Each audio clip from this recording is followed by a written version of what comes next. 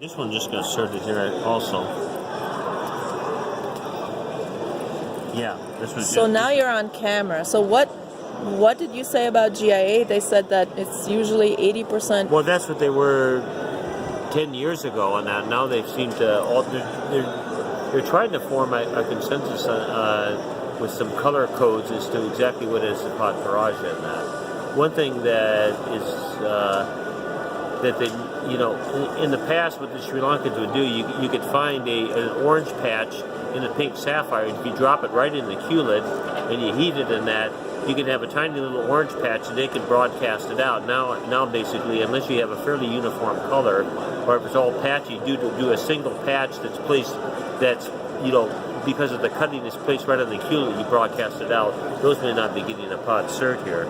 But this range here, I think everyone in here now is all certain. You have a range from this, which is, this is about as red as you could possibly go, to this I think is, a lot of people would consider this fairly ideal.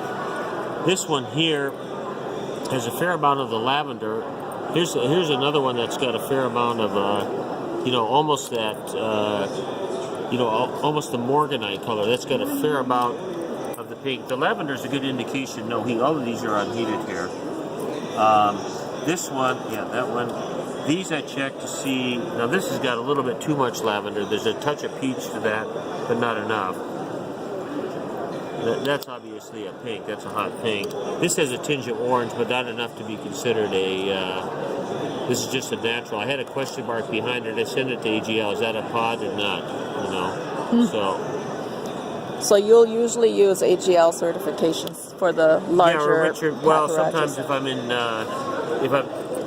if the opportunity works where I'm coming from Sri Lanka into Bangkok and I have time, a 1 week time to have Richard Hughes look at it in his lab there, because he usually as a backup. Sometimes, because I know him so well, he'll do an emergency thing. But if I'm not going directly from Sri Lanka back home and I have time for him to do the search, I do it. Right. So it's something I can hand carry back or ship back.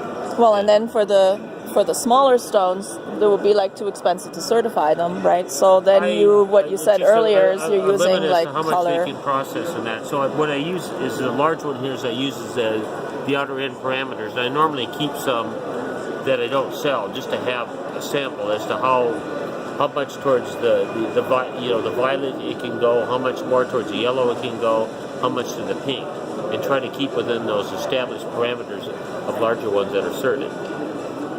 So that's how I make my judgments. Yep, and then that's what makes the non-certed ones a little bit more reasonable in price, but because the certs will actually add to the price, right? Okay, well, thank you.